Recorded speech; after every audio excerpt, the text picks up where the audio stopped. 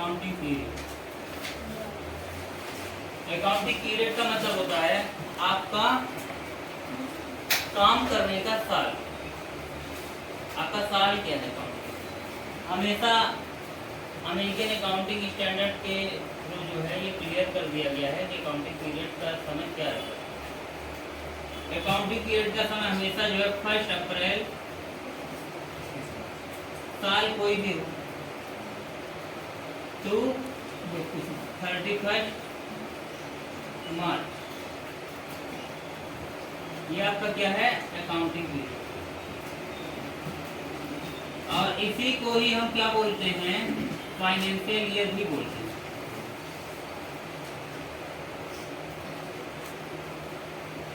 Accounting period भी यही है, फाइनेंशियल पीरियड भी यही है और अकाउंटिंग ईयर भी यही है।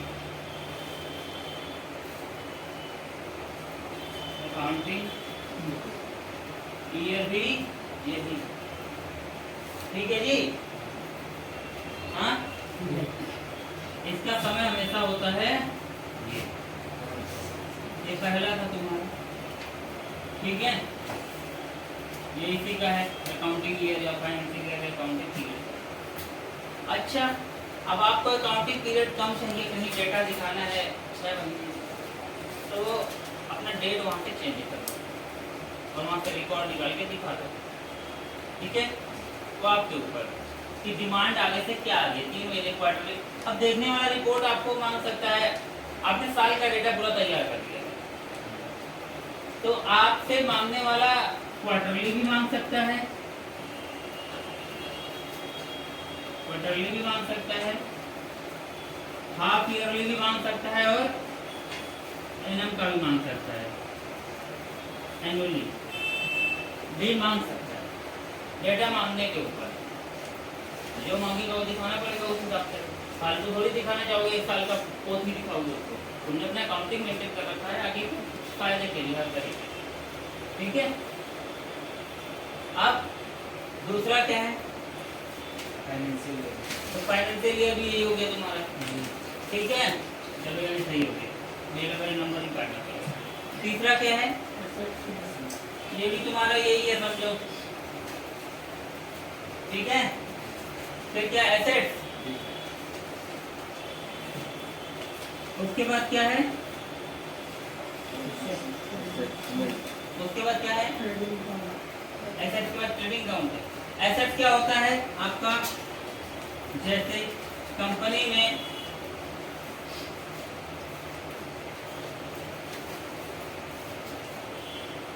एक्सपेक्ट गुड्स,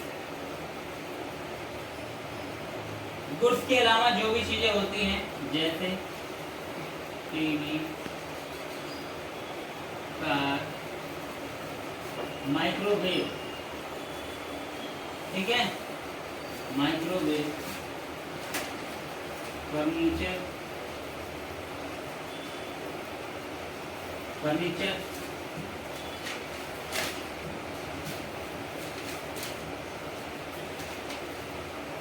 बिल्डिंग, ठीक है,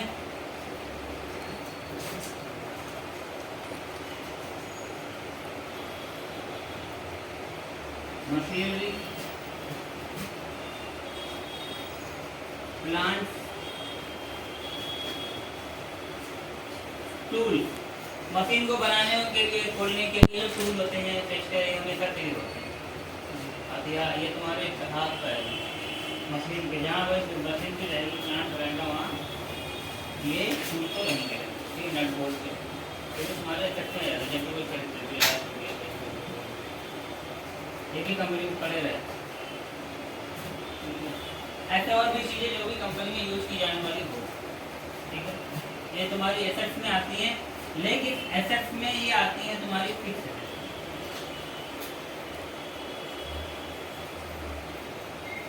ये तुम्हारा एग्जांपल क्या है,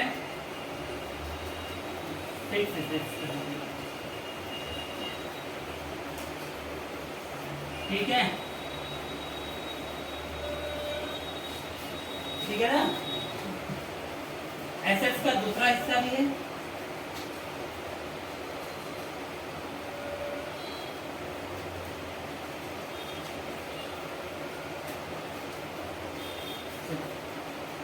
तुम्हारा कैश आ गया, ठीक है, बैंक आ गया, ठीक है, सन्ड्री डेटर आ गए, ठीक है,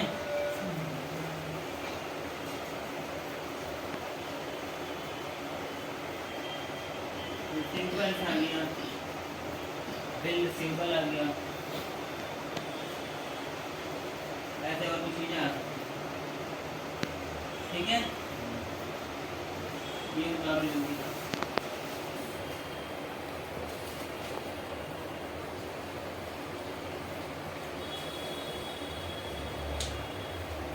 ट्रेडिंग अकाउंट में क्या क्या होता है?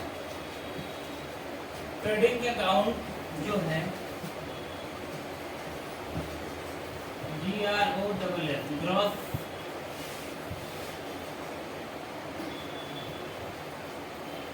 प्रॉफिट या ग्रॉस लॉस का एग्जैक्ट अमाउंट पाने के लिए, निकालने के लिए बनाया जाता है, पाने के लिए बनाया जाता है, ठीक है, जिसमें आमतौर पर क्या होता है, ऐसे फॉर्मेट होता है, ऊपर हेडिंग आ जाता है trading account, TRADING trading account, और लिख देता है कि कब से कब तक, यानी कि हमेशा बनता गया है 31 MAR से, सपोज करिए 2023, अभी फिलहाल 2022 का 22-23 का 22-23 का, क्योंकि मार्च इसका वाला, ठीक है। होता क्या है, इधर एक साइड हो जाता है डेबिट, इधर एक साइड हो जाता है क्रेडिट, इधर सब कुछ आ जाता है डायरेक्ट एक्सपेंस या और भी चीजें, मतलब जो भी है। सबसे पहले क्या आ जाता है, ओपनिंग, ठीक है, ओपनिंग स्टॉक,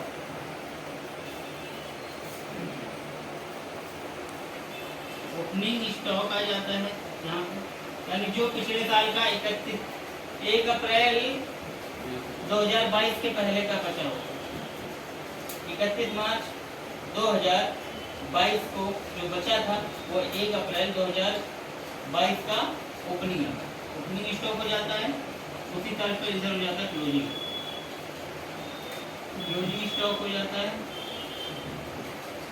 अब इसमें परचेज आ जाता है, PURCHASE, परचेज, ठीक है, ये प्लस रहता है, इसमें क्या होता है तुम्हारा सेल आ जाता है, ठीक है,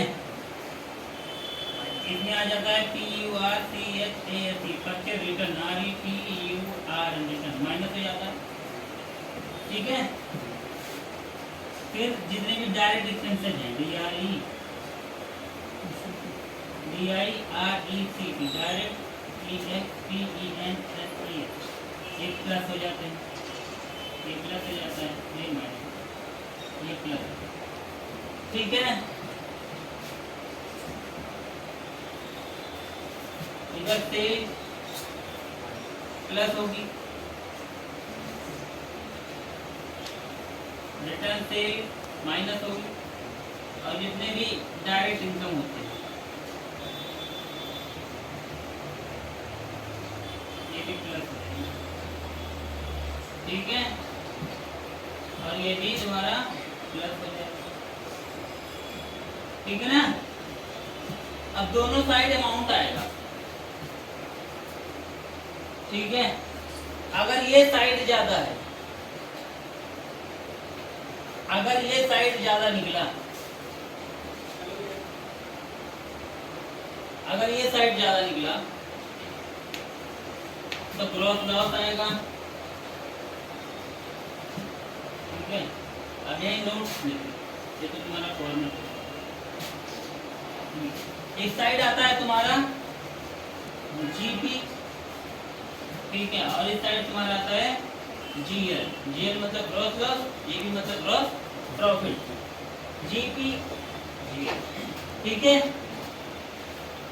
अब इनका अगर टोटल करते हैं, ये ज्यादा है, सेल ज्यादा करोगे तो फायदा ज्यादा होगा, लेकिन परचेज और खर्चे वाली साइड ज्यादा होगी तो नुकसान होगा नहीं होगा, है ना। भाई माल खरीदा 10 रुपए का, उसको बेच दिया तुमने 15 का, तो 5 रुपए फायदा हो गया, ठीक है। उसमें 1-2 रुपए जो है खर्चा हो गया, तो 3 रुपए का फायदा हो गया, जो कि जीपी आ गया। माल खरीदा तुमने 10 रुपए का, खरीद सब कुछ मिला के 12 रुपए का, 9 रुपए का बिका, 1 रुपए की वजह से। तो अगर इधर का अमाउंट ज्यादा है इसका, तो ये यहाँ पे अमाउंट आ जाएगा, इधर का अमाउंट ज्यादा है तो यहाँ आ जाएगा जीपी। तो ज्यादातर जरूरत यहाँ पे आने की ज्यादा। यहाँ नोट में लिख देता हूँ, नोट 1, क्रेडिट साइड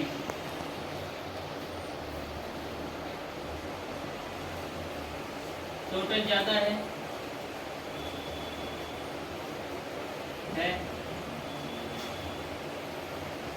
तो जीपी आएगा, ठीक है। सेकंड, डेबिट साइड टोटल ज्यादा है तो जीएल आएगा, ठीक है ना खुशी, ठीक है। ये बहुत ही इम्पोर्टेंट है आगे के लिए, एक आध महीने बाद ये सीखना पड़ेगा, जब जैसे जनरल एंट्री और टैली से ऊपर होगा। ये है तुम्हारा ट्रेडिंग अकाउंट, जिसमें purchase, opening stock plus direct expense minus purchase return का अमाउंट होता है इधर का। इसमें नहीं, इसमें तो वो अमाउंट आएगा जो इधर से इधर को माइनस करके हो, और इधर sale minus sale return plus closing stock plus indirect income का पूरा अमाउंट आता है। ये था तुम्हारा ट्रेडिंग अकाउंट का फॉर्मेट प्रोफाइल। इसको उतार लो, एल अकाउंट पूरे अकाउंटिंग आखिर हम इसीलिए तो करते हैं कि फायदा हो रहा है या प्रॉफिट और लॉस के अकाउंट जरिए हम ये जानते हैं कि इतना हमने काम किया है उससे हमारा फायदा हुआ या नुकसान, ठीक है। यानी प्रॉफिट या लॉस के एक्चुअल अमाउंट की जानकारी मिलती है, ठीक है ना जी, मिलती है। जल्दी करो,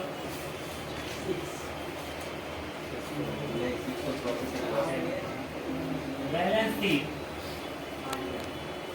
बैलेंस शीट जो होता है ऐसे बना रहता है, डेबिट और ये क्रेडिट साइड हो गया। इस साइड आता है तुम्हारा लायबिलिटी, इस साइड आता है आपका लायबिलिटी और इस साइड आता है आपका एसेट। अब एसेट्स में जाहिर सी बात है करंट और फिक्स दोनों आएगा जी भाई।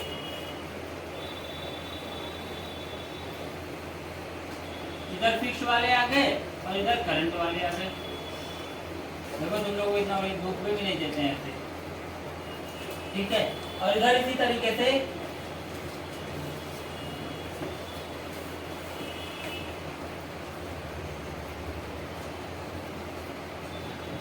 करंट लायबिलिटी,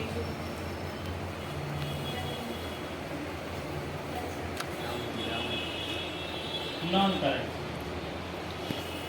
नॉन करंट,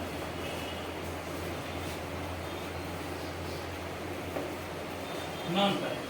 जाहिर सी बात है फिक्स का मतलब हो गया जो 1 साल तक हिले ना उसका अमाउंट ना वो, और फिक्स या नॉन करंट का मतलब ये हो वो चीजें 1 साल खत्म ना हो।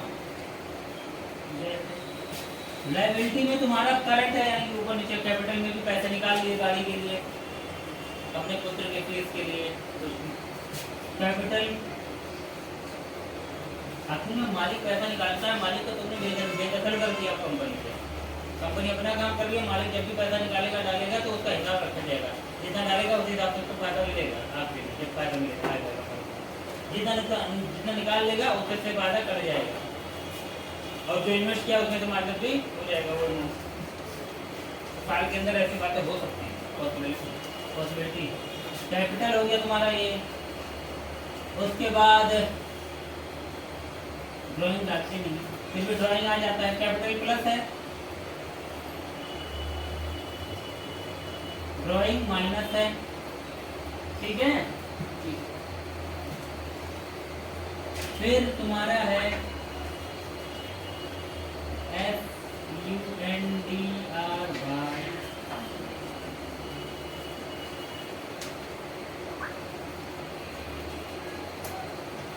Sundry creditor.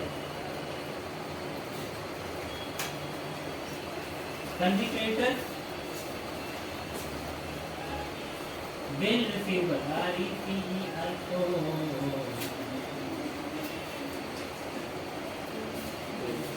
मैंने बिल रिसीवर भी कहाँ लिखवाया था? हाँ?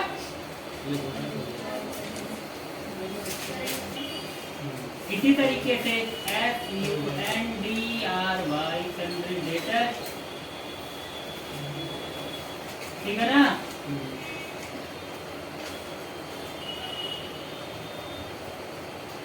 बिल रिसीवेबल, कैश,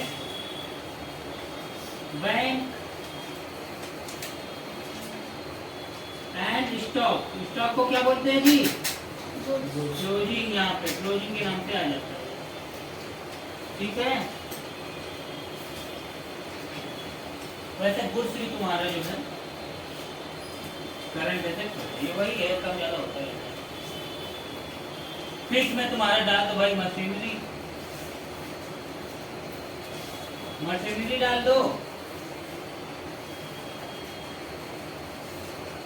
प्लांट डाल दो,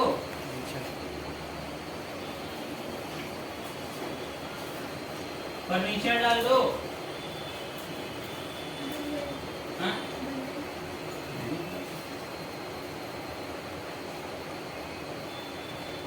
ऐसे और भी चीजें डाली जा सकती हैं। अब नॉन करंट में इधर में डबल करो, बैंक लोन है। बैंक लोन हो गया। लोन हम बहुत सारे तरीके से ले सकते हैं। बैंक लोन ले सकते हैं, ये संस्था है कोई, यानी लीगल तरीका है, तो इसको बोलते हैं सिक्योर्ड लोन। या फिर किसी पर्सनल आदमी या किसी से भी ले सकते हैं, इसको बोलते हैं अनसिक्योर्ड लोन। अनसिक्योर्ड लोन ज्यादातर साल के अंदर का होता है, फिर भी आपके ऊपर लोन कितना बड़ा है। तो बैंक लोन हो गया तुम्हारी लायबिलिटी जो भी लंबी चलती है, एक साल फिर भी लोगे, जितना भी कम लोगे तो एक साल रहेगा, ठीक है ना। ठीक है, ये लगभग ये मान लीजिए, ठीक है। ये इधर दोनों का टोटल बराबर आता है, इक्वल टोटल आता है।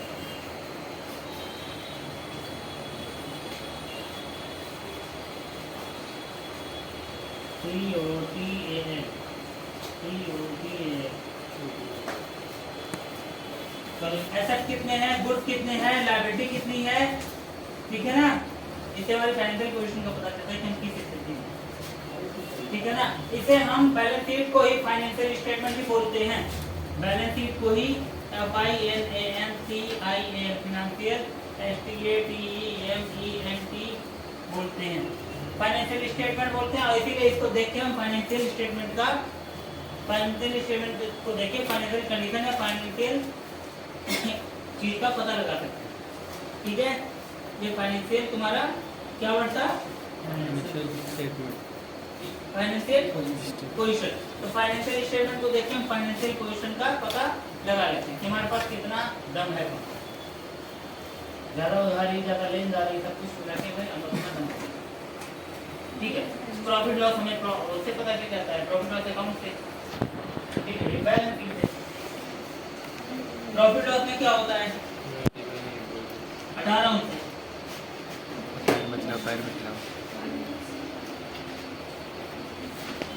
से इनडायरेक्ट एक्सपेंसेस, ठीक है। इधर आता है तो आपका, इधर आता है आपका जीपी, ठीक है। उसके बाद INDIRECT इनडायरेक्ट इनकम, इनकम, ठीक है। इधर का हमेशा ज्यादा होना चाहिए तो नेट प्रॉफिट आएगा, इधर का ज्यादा कम ज्यादा होगा तो नेट लॉस आएगा। इधर तुम्हारा आता है NET नेट प्रॉफिट, ठीक है। इधर आता है तुम्हारा NET नेट लॉस, ठीक है।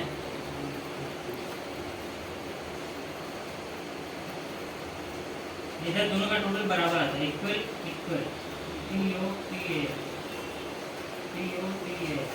इससे पता चलता है कंपनी में फायदा क्या हुआ है, नुकसान क्या हुआ है। और यहाँ खर्चा कट जाता है, इधर देखो सारे एक्सपेंसेस कट गए। कोई पोस्ट रहता है ना ग्रोथ और ग्रोथ का क्या अंतर है, उसमें एक्सपेंस नहीं कटाता जो प्रॉफिट आया था, इसमें आप एक्सपेंस भी कट जाएगा, उसके बाद जो यहाँ आएगा बचेगा वो तुम्हारा एक्चुअल प्रॉफिट है। ये था तुम्हारा profit loss, profit loss account, P&L account, ठीक है। डेबिट पेड भी लगा लेना इधर, इससे भी था और एक्सपेंस इज डेबिट और इनकम इज क्रेडिट, सब बहुत ही पैटर्न से बनाया गया है। आप लोग फॉलो नहीं करते वो रूल को, मालूम है। आप कल के क्वेश्चन में अगर दिन रूल को फॉलो नहीं किया, कैश फ्लो के 2 टाइप होते हैं, INFLOW, inflow outflow, OUT outflow. वैसे तो मोटा मोटा मुझे आता है क्योंकि मैंने तो बहुत काम किया है, उससे पहले गाड़ियाँ सही इसके लिए, ठीक है।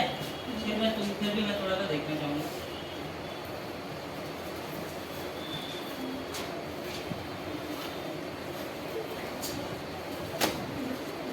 देख के फिर कंफर्म होना पड़ता है ना, ये बड़ा बोल है। और क्या करें, गलत पढ़ाने का, गलत नहीं, ऐसा नहीं पढ़ा सकते जो समझने योग्य ना।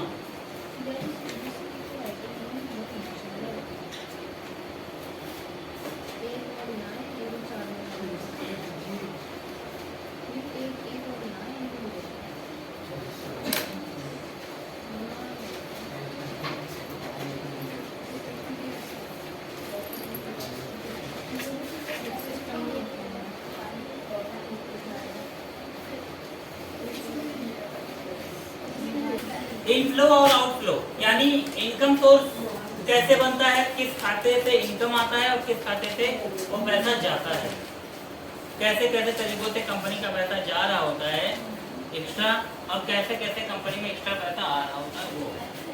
अब कैश फ्लो इसका एक स्टेटमेंट रहता है, CASH, कैश, बातें नहीं, बातें क्यों कर रहे हो, बातें करने आए हो। कैश फ्लो स्टेटमेंट, तो इनको इतना बढ़िया बताओ, मेरी बातें करो, है नहीं होता है,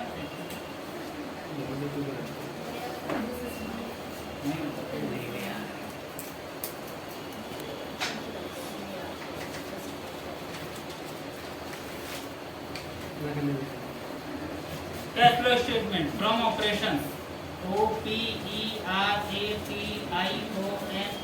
फ्रॉम, यानी जो भी आपने काम किया, ऑपरेट किया अपने बिजनेस को, सेल किया, परचेज किया, बिल्डिंग खरीदी, एसेट्स खरीदी, बेची, खरीदी, फायदा आया, नुकसान आया, परचेज हुआ, सेल हुआ, इन सब के जरिए जो भी पैसा आया गया होगा उसका हम स्टेटमेंट बनाते हैं,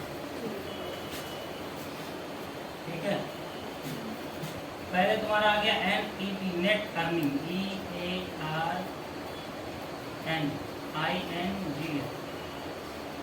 नेट अर्निंग्स, ठीक है।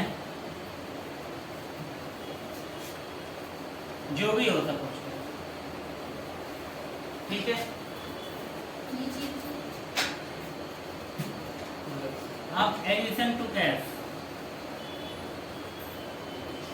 ऐड कैश, यानी कि किस तरीके से आपका पैसा जो है कैश फ्लो में जाता है। कंपनी में जब काम करते हो तो किस तरीके से बिना किए पैसा चला जाता है वो,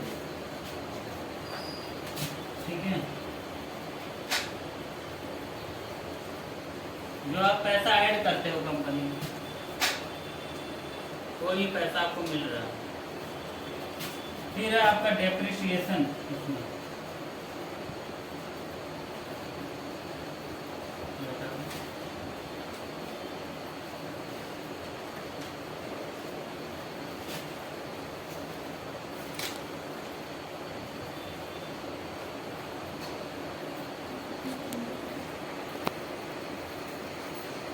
डेप्रिसिएशन यानी जो आपकी फिक्स एसेट्स की वैल्यू से कम होता है अमाउंट।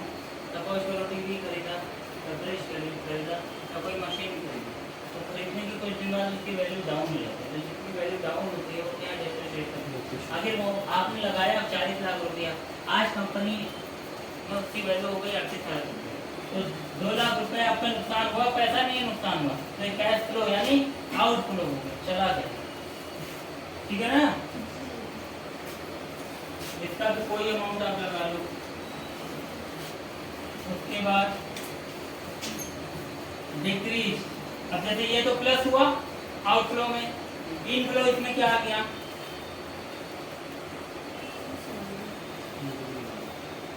माइनस।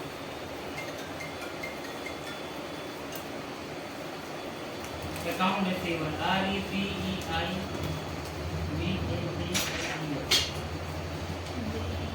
ठीक है।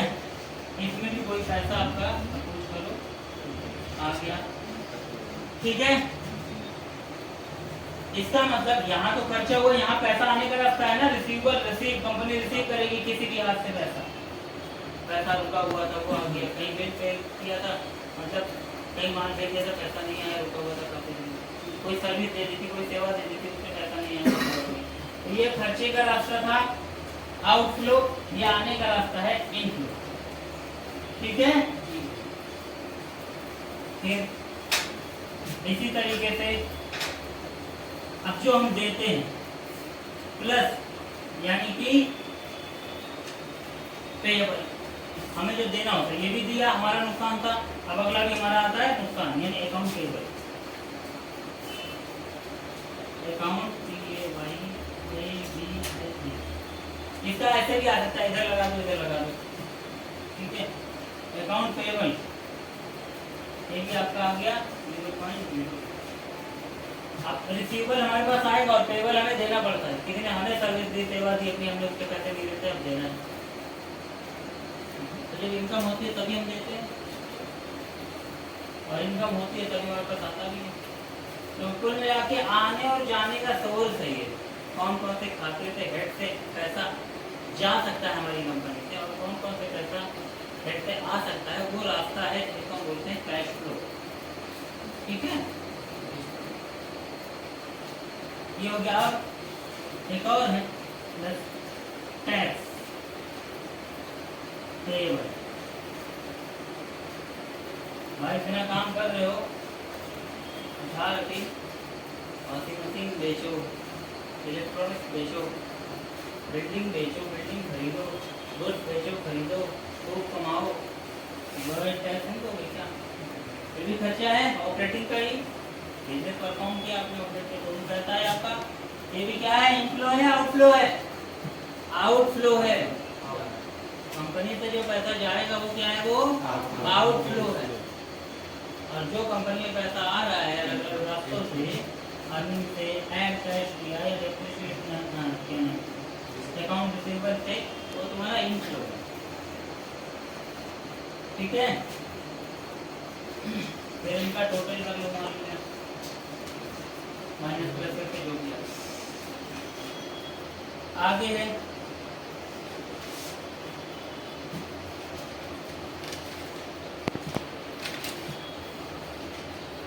चलो पहले इतना करो, या आगे जो है SUB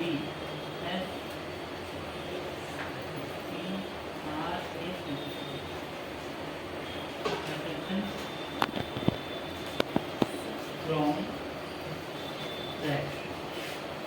ये पूरा बनाना है, ये अलग नहीं है सब एक ही है।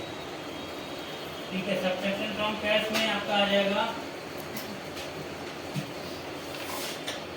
INCRE increase in inventory.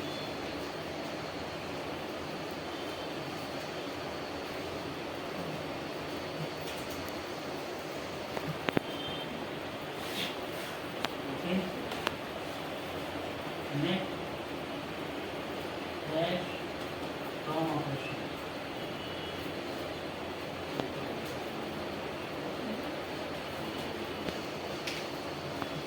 Inventory, यानी कि कितना माल आपने ऊपर से लिया है, गुड्स कितने का आया आपका। ठीक है, और नेट कैश फ्रॉम ऑपरेशन, ये सब माल बेच खरीद के, जितना माल बेचा इतना माल खरीदा, उससे कितना पैसा आया। ठीक है, जैसी बात है, खरीदा वो भी डालोगे और खरीदने और बेचने के बाद आपका पैसा कितना आया वो डालोगे यहाँ पे। इसको मैं तुम लोगों को एक्सेल में भी करवाऊंगा। ठीक है,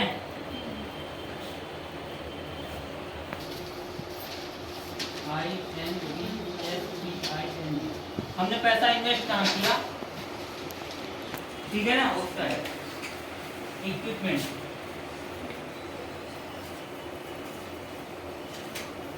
यानी एसेट्स, ठीक है ना, जो खरीदते हो इन्वेस्ट ही तो वही तुझे पैसा आता रहता है ना। फिर हमें काम करते हैं, प्रोडक्शन करते हैं, प्रोडक्ट निकलता है, उसको बेचते हैं बढ़िया वैल्यू पे। अरे भाई हमने लकड़ी जंगल से मंगवाई, उसको बढ़िया शेप में आकार करके पाए निकाल के बेड निकाल के अच्छा खासा उसको बढ़िया वुड एंड फर्नीचर में बेच दिया। 100 रुपए की लकड़ी मांग लिया, 1000 रुपए बेच दी बना के शेप में कलर करके। यही होता है ना दैट इज कॉल्ड मैन्युफैक्चरिंग, यानी विनिर्माण उद्योग। इंसानों ने प्रकृति के उत्पादों को मानव के लिए और बेहतर तरीके से बना दे, जिससे बस उसकी वैल्यू और बढ़ गई। इसी को बोलते हैं विनिर्माण उद्योग, जिसमें कच्चा माल लेते हैं और उसको मशीनों के द्वारा, यंत्रों के द्वारा और बेहतर बनाते हैं, जिससे कि वो यूज करने लायक हो सके और उसकी वैल्यू बेहतर हो। इसीलिए प्रकृति से अनाज लिया, पैकेट में डाल दिया। प्रकृति से जो गेहूं लिया उसका रेट है 21 रुपये 22 रुपये, हद से हद 20 रुपये, 21 रुपये 22 रुपये है। और आपको आटे का पैकेट कितने का मिलता है? 350 रुपये, 350 है ना पैकेट। छोटा वैसा दूसरा कोई लकड़ी तो भी 300-320 रुपये हो गई हो, तो 32 रुपये मिले, यानी पर केजी आपको 7-8 रुपये ऊपर देना पड़ेगा।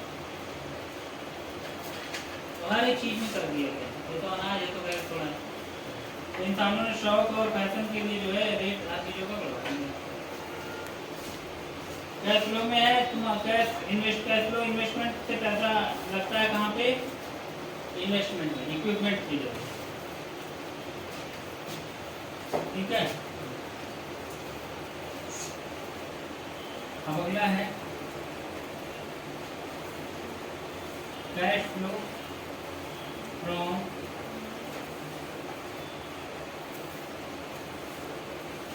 फिनांसिंग, FINANCING, ठीक है ना। कैश फ्लो फ्रॉम फिनांसिंग मतलब से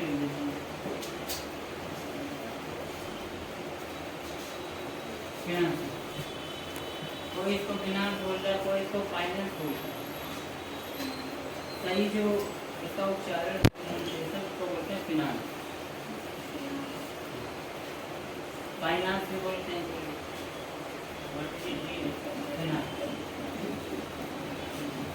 हम लोग यहाँ फाइनेंस बोलते हो, लेकिन फाइनेंस कोई वर्ड नहीं, फाइनेंस कोई वर्ड नहीं है। जाते ना फोन गाड़ी का कुछ फाइनेंस करना, वो कुछ नहीं। ये हो गया ना।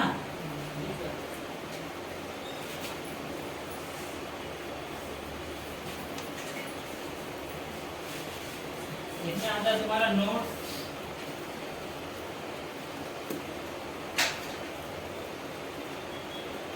नोट पेबल यानी जो भी तुम्हारा पेबल है, पैसा तुम किसी को भी दे रहे हो, ठीक है ना, जाहिर सी बात है वो फाइनेंस कर रहे हो किसी को, बात उससे आएगा, ठीक है, या पहले दे चुके हो तो पैसा वो दे दो, ठीक है।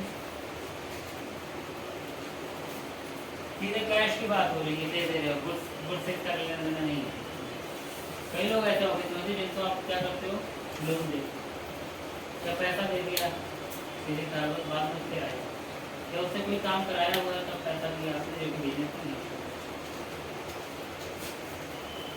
फिर cash flow from and year 35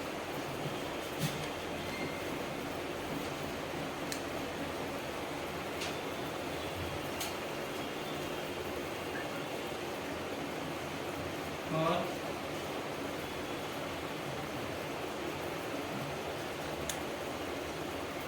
five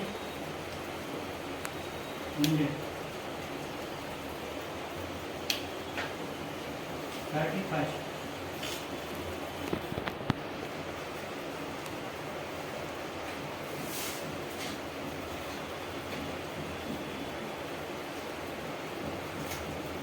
March, ठीक है, साल कोई भी हो, साल कोई भी हो, ठीक है, ये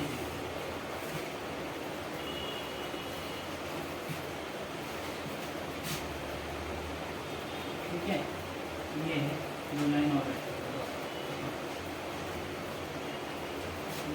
ये आने और जाने के रास्ते हैं कंपनी में पैसे, ठीक है, ये आपको तब समझ में आएगा धीरे धीरे जब अच्छे से ट्रेडिंग प्रॉफिट और बैलेंस शीट आप बना लो, ठीक है, अच्छे से ट्रेडिंग प्रॉफिट और बैलेंस शीट आप बना लोगे तब आपको समझ आएगा, ठीक है। इसको मैं ग्रुप में भेज देता हूँ आपके, जैसे कि मिस्टेक होगा आपको क्लियर है।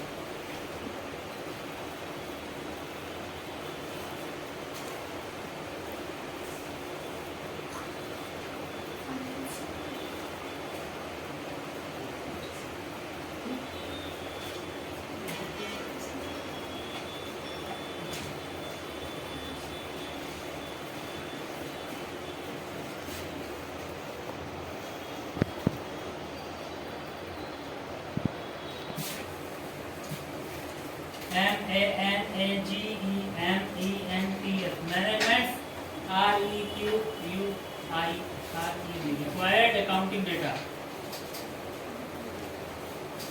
accounting data for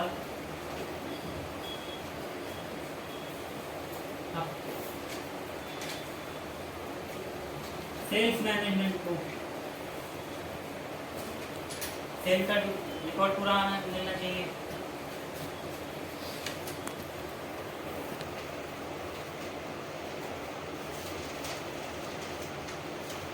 finance management को फाइनेंस का पूरा काम आना पता चलना चाहिए, HR मैनेजमेंट को पूरा एम्प्लॉइयों से रिलेटेड डेटा पता होना चाहिए, कौन क्या, सेल्स फाइनेंस इसी में अकाउंट मैनेजमेंट भी आ ही जाता है,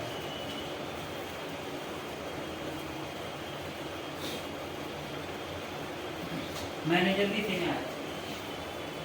अब कैश से लेन देन से जुड़ा जितना भी है, purchase, sale, expenses, income,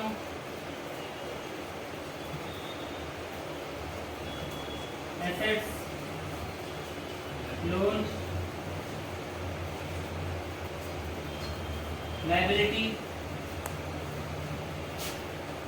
AP यानी अकाउंट पेबल, AR यानी अकाउंट रिसीवेबल, से पूरा सारा जानकारी इनको चाहिए ही चाहिए, तभी तो पता लगाएंगे स्टॉक से रिलेटेड कौन सा स्टॉक बिक रहा है, कौन सा स्टॉक नहीं बिक रहा है, उस स्टॉक को रोक के दूसरा प्रदर्शन करवाएंगे। लोन ज्यादा है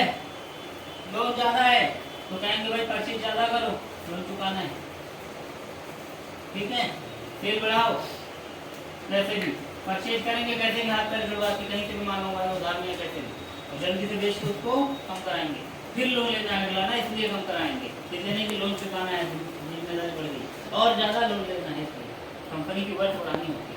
तो ये पैसा आएगा कहाँ, पैसा जाएगा कहाँ, ये इसका दिमाग रखना है। और अकाउंटिंग वाला डेटा को पूरा रिकॉर्ड रखता है। टैक्स का तो लिखा ही नहीं मैंने यहाँ, टैक्स कितना जाना है, कितना रहना है, देना है, लेना है, तो कितना गया।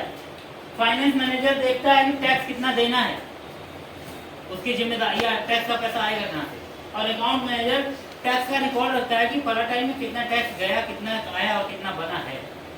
अकाउंट मैनेजर का काम होता है रिकॉर्ड रखना, और फाइनेंस मैनेजर का काम होता है कि जितना हमारे ऑफिस या ऑपरेटिंग कंपनी को जरूरत है पैसे लेने और देने का, वो कहाँ से आएगा। तो फाइनेंस मैनेजर वो रिक्वायरमेंट पूरी करता है, और अकाउंट मैनेजर उसका डेटा रखता है, क्योंकि यही मांगेगा इससे। तो फाइनेंस मैनेजर इससे भी बड़ा हो गया, क्योंकि उसे कंपनी का पैसा लाना है, खर्चा देना देगा, कल को सैलरी देनी पड़ेगी इनको। अब इनको सेल रिकॉर्ड चाहिए, पूरा सेल डेटा का पूरा रिकॉर्ड चाहिए, sales management semi sales manager को। अब ये अलग अलग मैंने, ठीक है ना। एचआर मैनेजर को एम्प्लॉय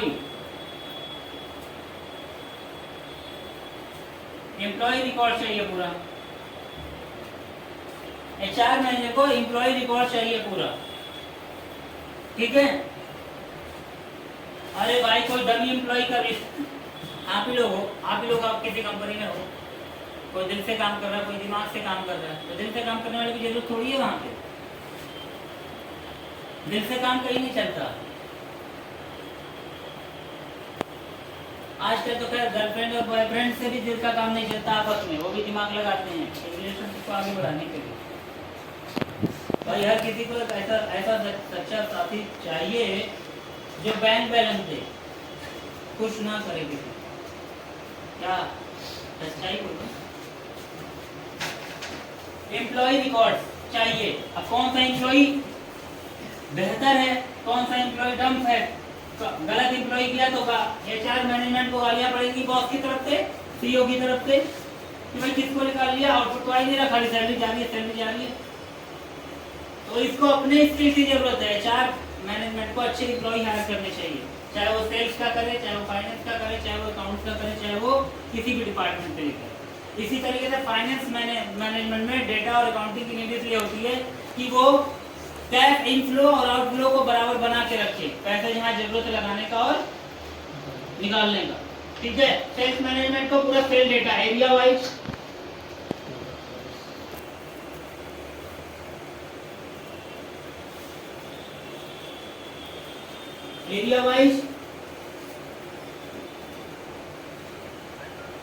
एम्प्लॉय वाइज, कितने कहाँ कितना सेल किया, पूरा डेटा चाहिए। कौन सा माल कहाँ सेल नहीं होता, वहाँ प्रोडक्ट बदलो। कौन सा बंदा सेल नहीं कर रहा, वहाँ एम्प्लॉय बदलो। कौन से कस्टमर का हाथ खराब है, उससे पैसा लो जितना हो पाए, उसके बाद से माल देना बंद करो। सबकी अपनी अपनी जिम्मेदारी है, सेल्स मैनेजर की अलग, अब इनमें अलग अलग पोजीशन है, किसी का भी लगा लो। भाई मैनेजर हो गया,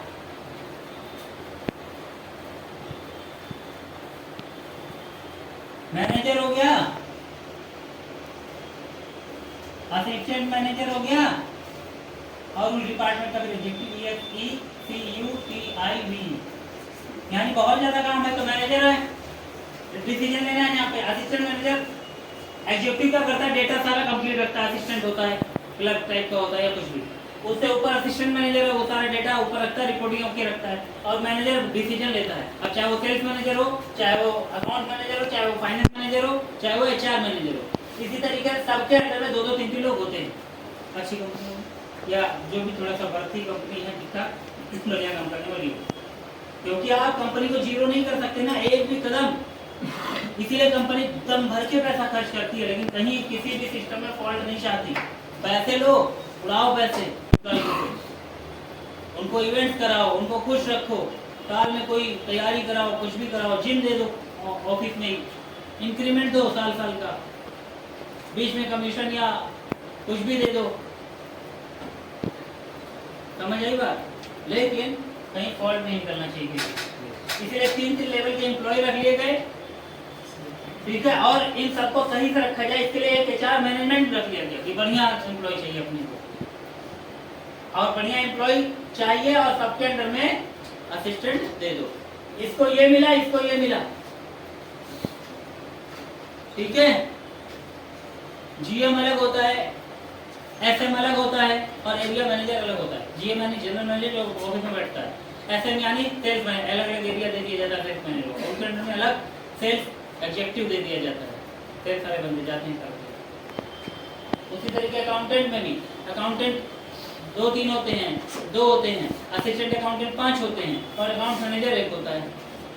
फाइनेंस मैनेजमेंट में फाइनेंस मैनेजर 1 होता है, फाइनेंस एंड अकाउंट एग्जीक्यूटिव अलग होता है उसके असिस्टेंट में, ठीक है। इस तरीके से बॉस अपना काम करता है आंख बंद करके, पैसा लगाता है, मीटिंग करता है, या वो भी काम नहीं करता, बाद में सीईओ को देता है। बॉस जो अलग मालिक होता है, सीईओ उसके नीचे का होता है, यानी बॉस के सारे खतरे, सारी नसें पहचानता है, सारा डिसीजन देता है। बॉस अपनी टेंशन नहीं लेना चाहता इसलिए इसको पैसे देता है, चल भैया एक कंपनी का सीईओ बन गया तो सारे टेंशन तो समाज मुझे टेंशन नहीं चाहिए, मैं अगले ग्राहक को वहाँ भी रखूँगा ऐसे करूँगा। तो ये है part of the management of the business. बहुत अच्छे से तुम्हें समझ आया होगा। ये वो सीखते हैं जिनको एमबीए करना होता है, तुम्हें एमबीए फाइनेंस करना है, अकाउंट करना है, या एचआर करना है, या सेल्स करना है, ठीक है। जब आप मैनेजमेंट कर लेते हो तो किसी को भी झेल सकते हो।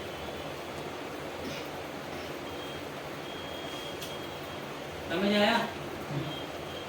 अभी अलग बात है, आपका लेवल ना हो तब समझ में